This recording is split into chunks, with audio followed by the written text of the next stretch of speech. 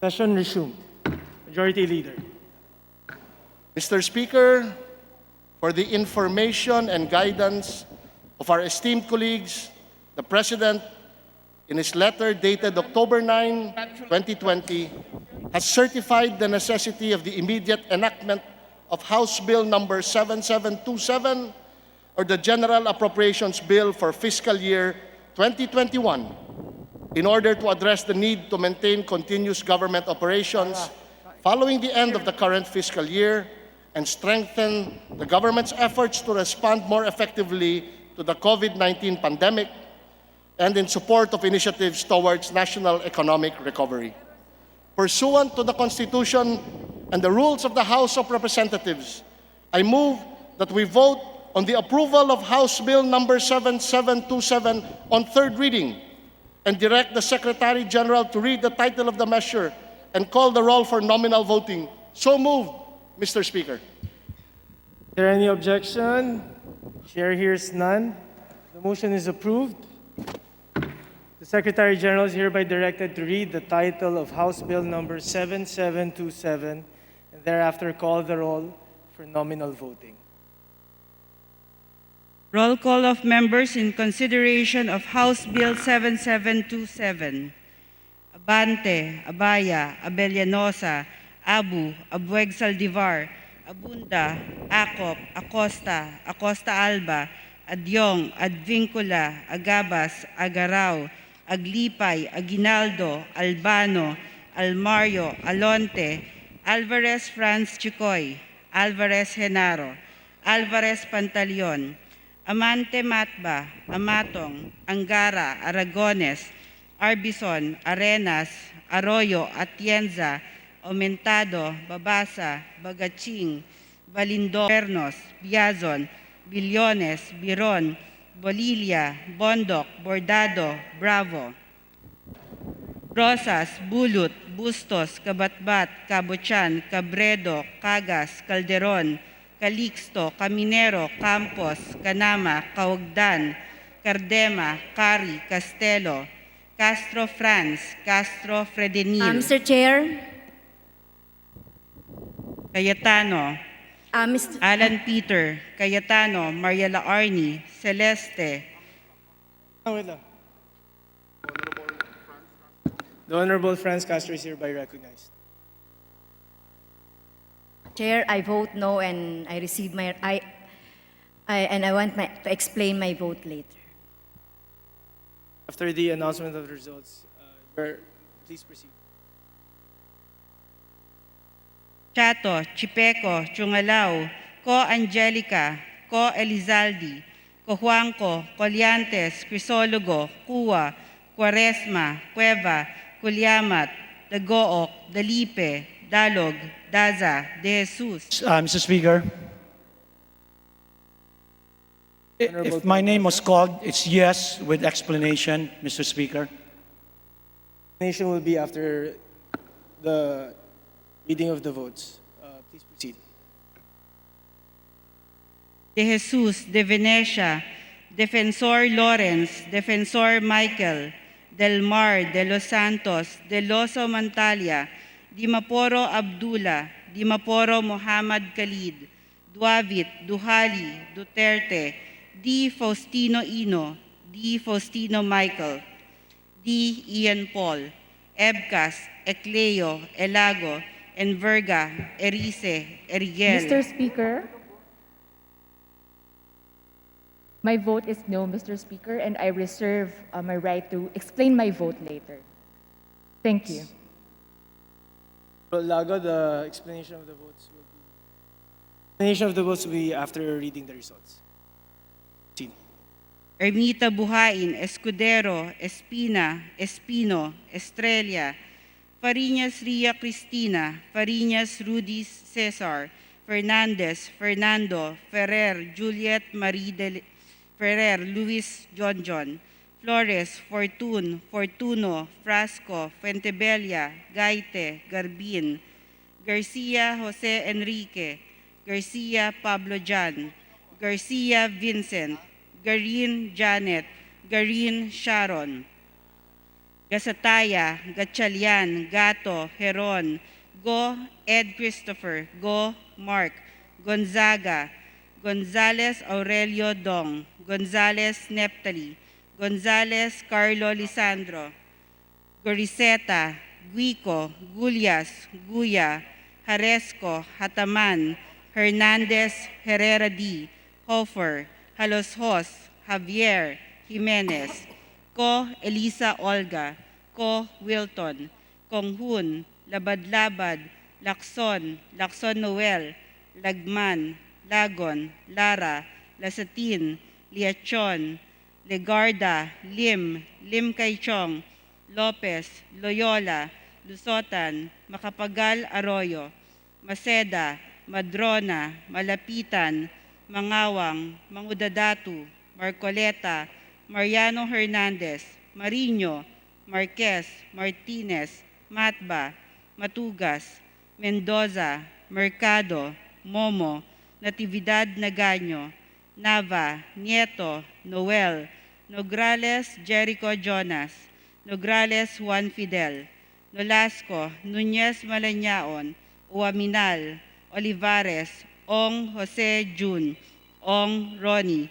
Ordanes, Ortega, Juano Dizon, Pacquiao Alberto Bobby, Pacquiao Rogelio Ruel, Padiernos, Paduano, Palma, Pancho, Panotes, Peña, Pichay, Pimentel, Pineda, Plaza, Puno, Kimbo, Radaza, Ramirez Sato, Remulla, Revilla, Reyes, Rivera, Robes, Rodriguez, Roman, Romero, Romualdez Ferdinand Martin, Romualdez Yeda Marie, Romualdo, Romulo, Roque, Sakdalan, Sagarbaria, Sakaluran, Salceda, Salimbangon, Salo, Sanchez, Sangkopan, Santos Recto, Sarmiento, Saulog, Saveliano, Siao, Silverio, Singson, Singson Mihan, Sinsuat, Swansing Estrelita,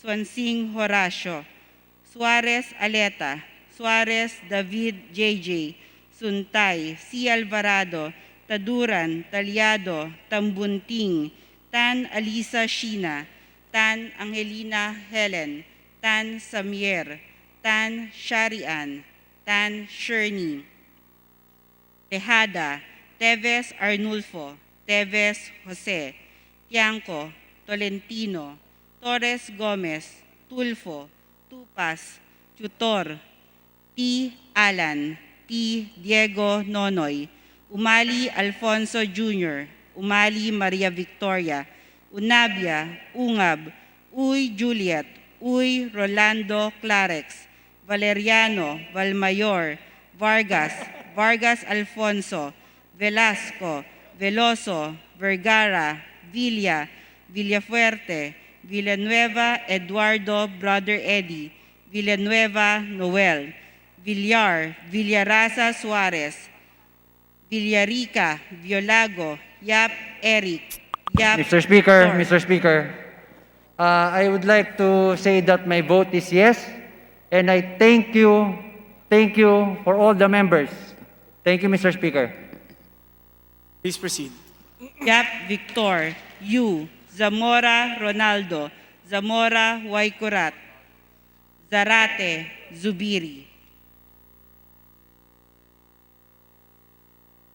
Mr. Speaker, my vote is no.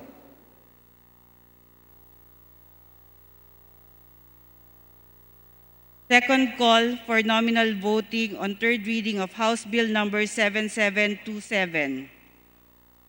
Agaraw, Alvarez Genaro, Alvarez Pantaleon, Amatong, Arbison, Barzaga, Bernos, Biron, Bulut, Cardema, Chungalaw, Ko Angelica, Ko Elizaldi, Dimaporo Abdullah, Gatchalian, Gonzales Sandro, Jimenez, Konghun, Lagon, Mendoza, Mercado, Nieto, Nunez Malañaon, Olivares, Ong Jose, Ramirez Sato, Zagarbaria, Sinsuat, Suarez David, Tan Samyer, Tan Shari, Torres Gomez, Tupas, Umali Alfonso, Uy Juliet, Velasco, Vergara, Villafuerte, Zamora Ronaldo.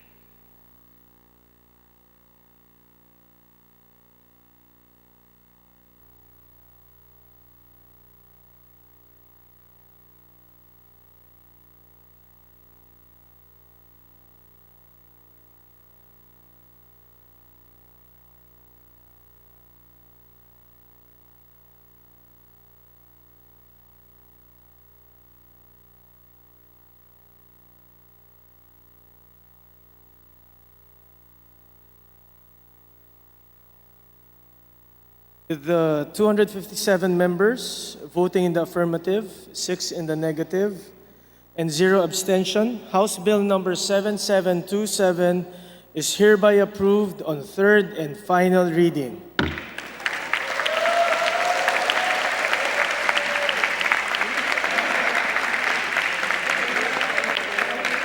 Majority leader.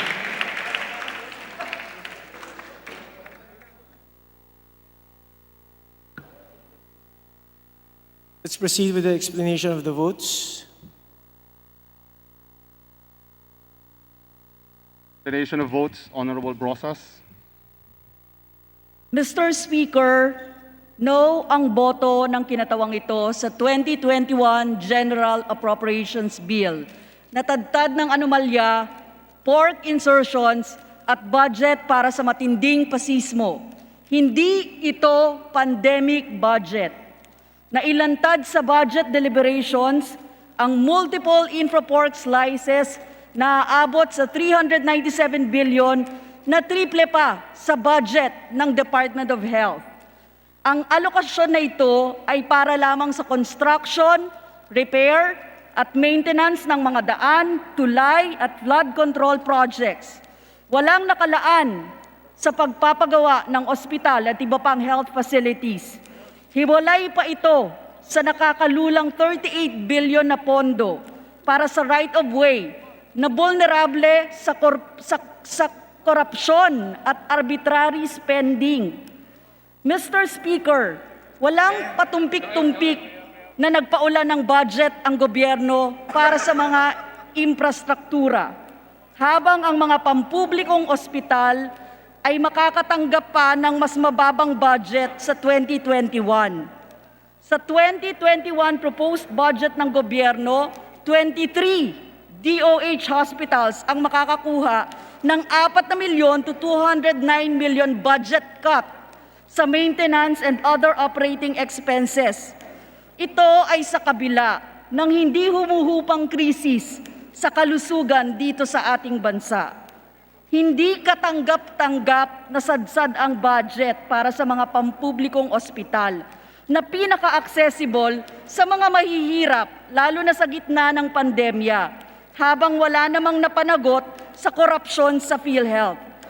Sa kabila ng mababang budget para sa direktang serbisyo sa mamamayan, nagpapakasasa naman ang mga militarista sa mas mataas na budget para sa National Task Force to End Local Communist Armed Conflict, na kilala bilang red tagging, terrorist tagging arm ng Administrasyong Duterte. Tumataginting na 19.1 billion ang budget para sa NTF-ELCAC, habang namamatay sa gutom ang mga Pilipino dahil sa krisis na dulot ng pandemya. Sampal ito sa mga Pilipino na halos magmakaawa na para sa ayuda at serbisyo, habang ang NTF-ELCAC ay ginawang mas prioridad, kahit na wala naman itong ibang ginawa kundi magpakalat ng peking balita, takutin at perasahang pasukuin ang mga organisadong mamamayan.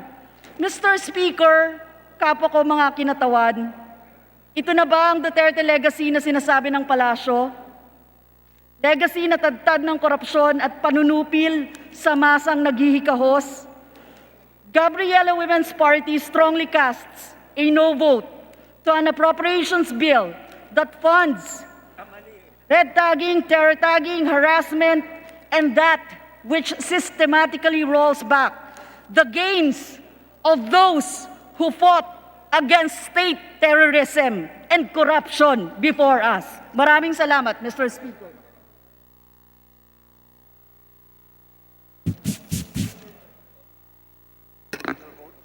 The Honorable Castro Franz, you may explain your votes. You're given 3 minutes.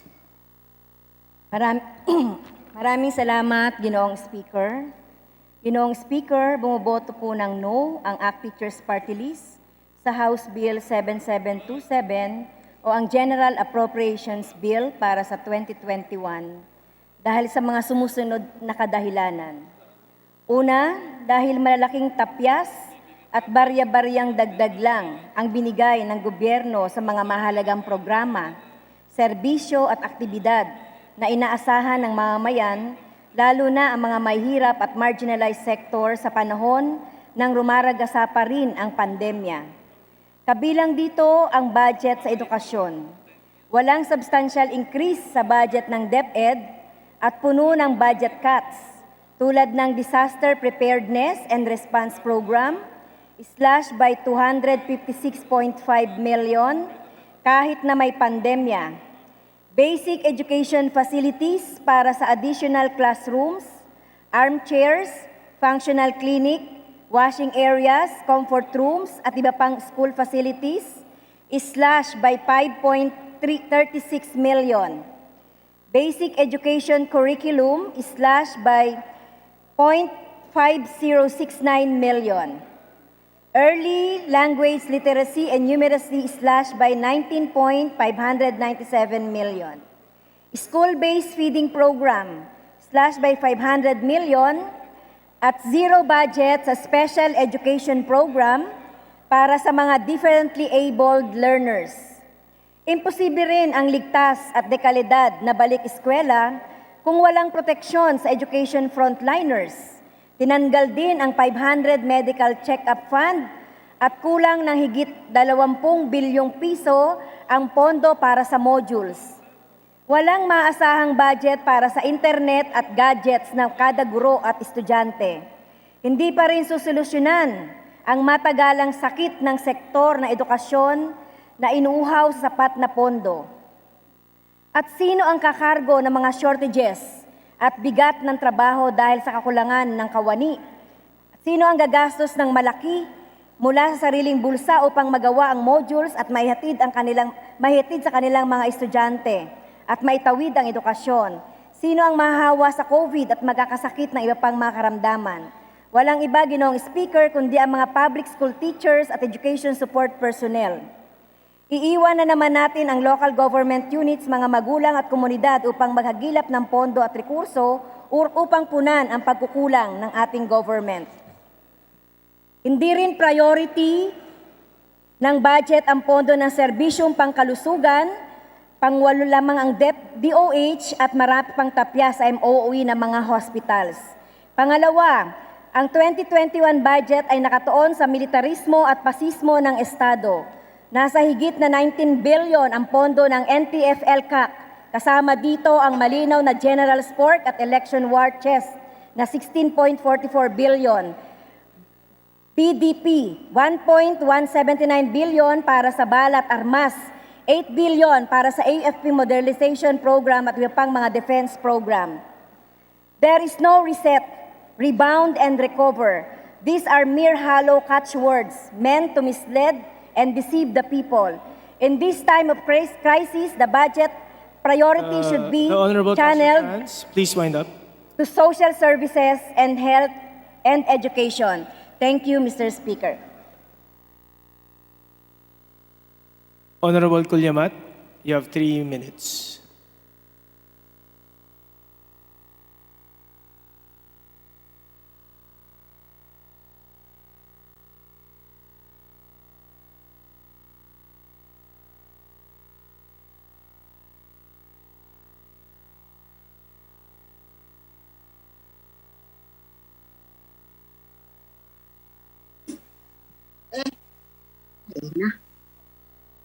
Mr. Speaker. Honorable Naririnig Kulyamat, ako, please Mr. proceed. Speaker. Yes. Mr. Speaker, no ang boto ng representasyong ito sa panukalang pambansang budget sa 2021 dahil ito ay hindi magsisilbi sa interes ng mamamayan. Napakalaki ng pundo para sa paniniklik at panggigipit sa mamamayan. Hindi natutugunan ng panukalang budget 2021 ang pangangailangan ng mamamayan upang sapat na makaresponde sa pandemya at makaahon sa krisis pang-ekonomiya. Samantala, patuloy na lumubo ang pundo sa paniniktik, paglabag sa karapatang pantao at pamamaslang at binubusog ang mga dayuhan at lokal na politiko sa maluhong infrastruktura o at pork barrel. Malinaw na hindi nakabatay sa pangangailangan ng mamamayan ang panukalang budget para sa 2021. Hindi ito natutugunan ang pangailangan ng mamamayan. Sa halip, pinapatindi nito ang atake sa mamamayang nagbuhos nito ng pundo sa paniniktik, pananakot at pamamaslang sa mga katutubo, magsasaka, manggagawa at mamamayang naghahangad ng pagbabago. Hindi nakamit ang mapayapa at progresibong pamayanan sa panukalang budget ng taong 2021. Hindi ito nagsisilbi para sa kapakanan ng mamamayang naghihirap, kung kaya't nararapat lamang itong tutulan. Taliwas sa pangako na mapayapa at progresibong pamayanan ang hatid ng budget ay kamatayan at ibayong kahirapan ng mamamayan. Kaya no ang boto.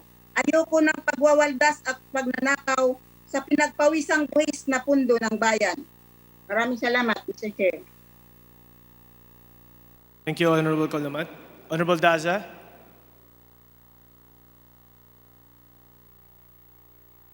You have 3 minutes. Please proceed. Thank you. I voted yes. And first of all, I wanted to congratulate the Speaker, Lord Alan Velasco, Chairman Eric Yap, the Minority Leader Benny Abante, and all my colleagues who worked very hard this last few days in deliberating and passing the budget for the 2021. So congratulations to all of you. Congratulations to all of us. Secondly, Mr. Speaker, I want to make an appeal to the Speaker, to the leadership, to the small committee, that even though we pass this budget, I sincerely believe that we need to consider some amendments that will even improve it. For example, this same Congress created a new commission, the National Commission on Senior Citizens. And the NEP submission by the DBM did not consider the budgetary requirements for this commission. There are many new state universities, Mr. Speaker, that the DBM was not able to include in the submission to the House. And I believe the small committee should consider these few amendments. And that's why, Mr. Speaker, I stand here to explain my vote. And another important one that I want my colleagues to hear, the 17th Congress passed a good law that created a new department, the Department of Housing, called Department of Human Settlements and Urban Development, that started basically this year. And the budget as submitted by the DBM is also lacking. So, Mr.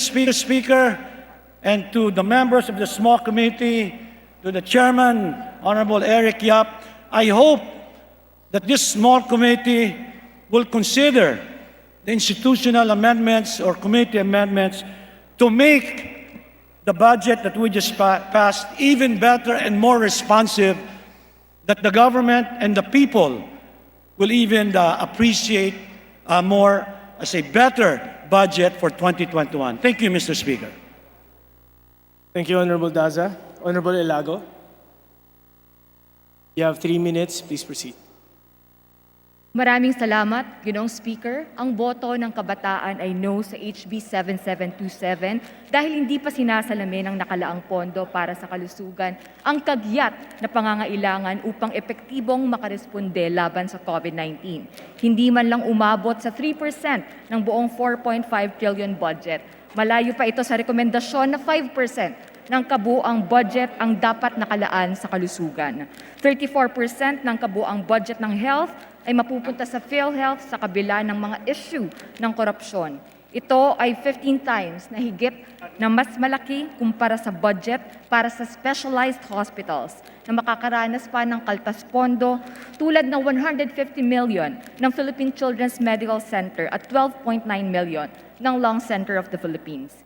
Nasa 1.8 billion din ang buong budget sa 24 na public hospitals ang makakaltasan. Liliit ng 77% ang Health Facilities Enhancement Program kumpara sa nakaraang taon. Lumiliit rin ng 3.6 million ang pondo para sa Epidemiology and Surveillance Program at nabawasan ng 77.3 million ang Health Emergency Program. Sa halip na bigyan ng sapat na pondo ang mental health, adolescent health, National Immunization Program at imbes taasan ang pondo para sa mga bagong equipment sa mga public hospitals, pinalaki ang discretionary funds na tulad ng assistance to indigent patients mula 4.8 billion tungo 70.3 billion sa panukalang budget. Kapos rin ang pondong nakalaan sa ayuda. Hindi ito sapat sa tumataas na bahagdan ng kagutuman at kawalan ng hanap buhay sa ating bansa. Ang malawakang kawalan ng trabaho at kabuhayan ay nagdulot ng dagdag hirap sa paggamit ng karapatan sa edukasyon, pagsasakatuparan nito sa gitna ng pandemya. Sa kabila nito, nabawasan pa ang mga pondo sa ilalim ng DepEd, CHED at ng SUCs, kung saan 112 sa ating mga SUCs ay nabawasan ng MOOE, 18 dito at 56 naman para sa capital outlay. Ang budget cut naman sa housing ay nasa 41%. Aabot rin ng 700,000 ang kontraktual sa ating pamahalaan na walang pondo nakalaan para sa kanilang regularization. Ang bagong kahulugan rin ng savings, Ginoong Speaker, sa budget para sa 2021 ay magbibigay ng malawak na kapangyarihan sa Presidente na mag-realign o gamitin ang pondo sa ilalim ng state of calamity. Ginagamit pa ang pandemya para makatakas sa pananagutan habang sinasamantala ang pondo ng bayan. Ang HB 7727 ay hindi pa tumutugon sa pangangailangan ng mamamayan upang sapat na makaresponde sa pandemya at makabangon mula rito. Samantala, lumulobo pa ang pondo na nakatago sa bayan at nawawaldas ng walang pananagutan, paglabag sa karapatang pantao at pamamaslang habang binubusog ang mga dayuhan at tiwali sa maluhong infrastruktura at pork barrel.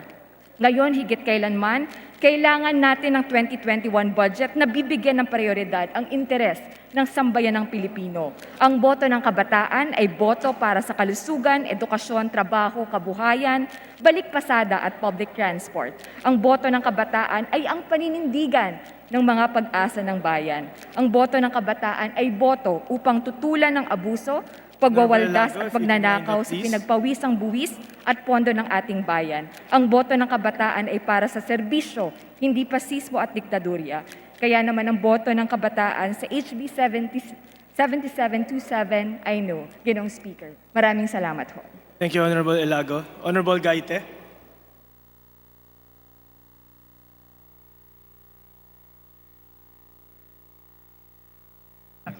You have 3 minutes.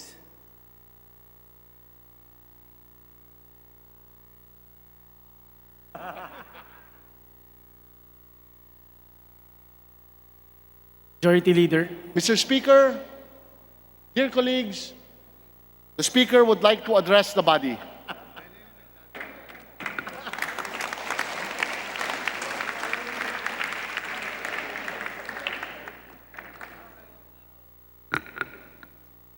My esteemed colleagues, honorable members of the 18th Congress, let me, at the onset, express my gratitude for responding to the call of President Rodrigo Roa Duterte to hold the special session for the purpose of ensuring the timely passage of the national budget for fiscal year 2021. Mabigat po ang ating pinagdaanan bago tayo nakarating dito. Magkahalong pagsisikap at pananampalataya, tiwala at suporta ng bawat isa ang nagdala sa atin sa hantungang ito. I commend you, my fellow representatives, that despite differences in viewpoints, we have proven to the Filipino people that we can actually work together and get things done.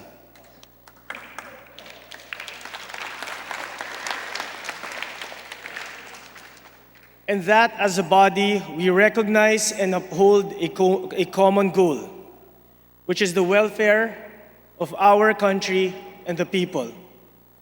And that we can set aside personal differences and be bound by shared and noble goals.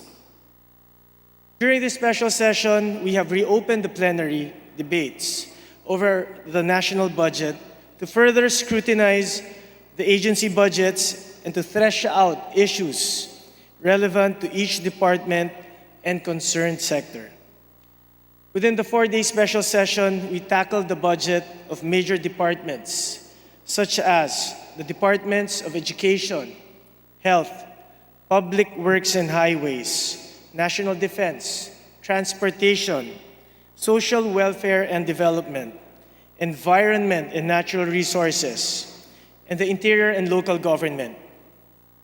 We have provided every representative the opportunity to raise issues, clarify any misconceptions, and recommend how we can make the budget truly responsive to our current and pressing needs and conditions.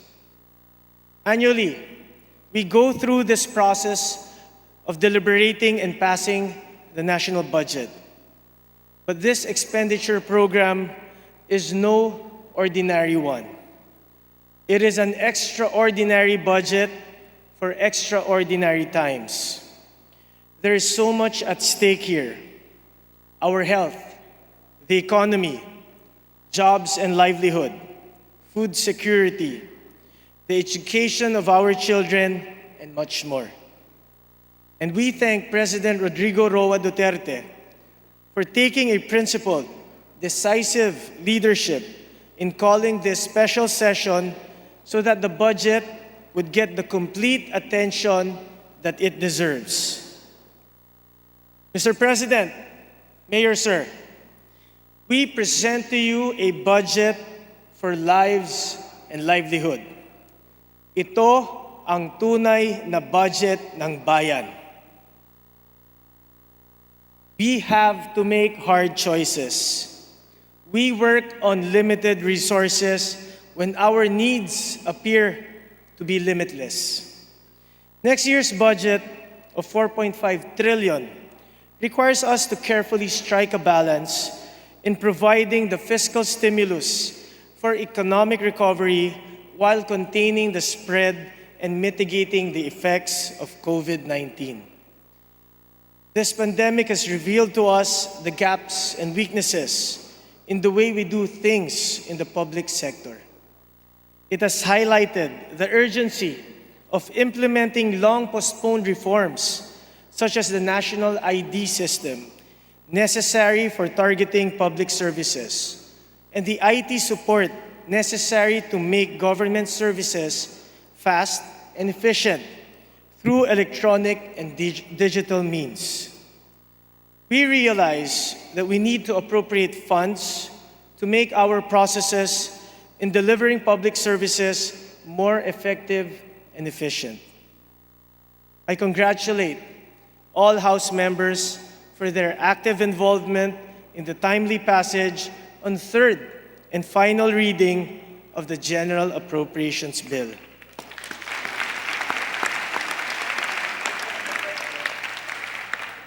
But I assure you and the President that we will not have a reenacted budget by January of next year. We will transmit without delay the approved bill to the Senate and give our counterparts sufficient time to likewise examine the national budget. Our task over the budget does not end with its passage. We will have to make sure that the programs are properly implemented, that public funds, as appropriated, do not go to waste. This juncture, let me thank each and every one of you who toiled long and hard for the successful passage of the budget.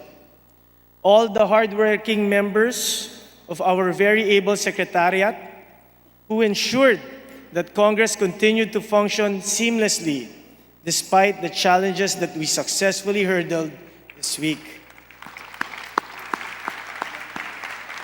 Our congressional staff who are behind us 24/7.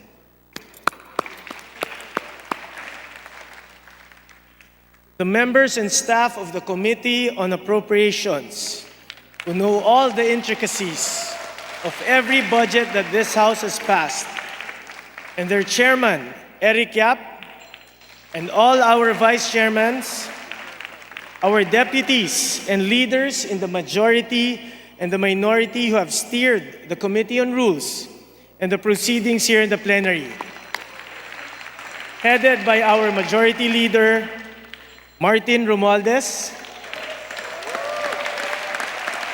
and our Minority Leader, Benny Abante,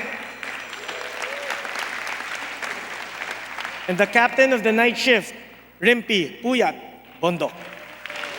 Na totoo namang puyat na puyat. And of course, our Deputy Speakers for presiding over 4 historical days and nights of this special session. Thank you to all of you.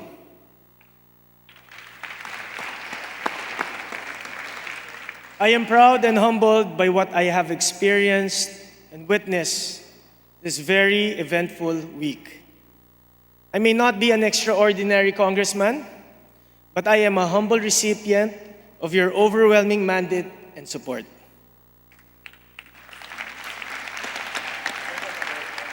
I am proud of this general appropriation bill that we have passed on third reading today, which is truly reflective and responsive to the needs of our people.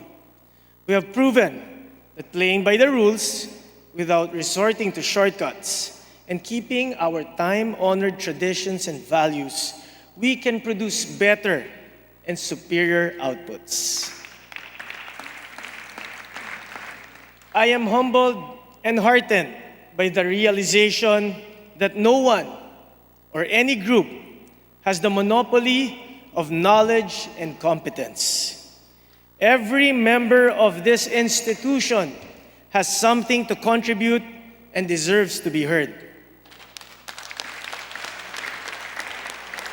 That we can do better by listening to one another and working together for our people deserves nothing less. Together, we can rise up again and build a better future for all Filipinos. God bless us all at maraming salamat sa inyong lahat. Love ko kayo. Majority Leader.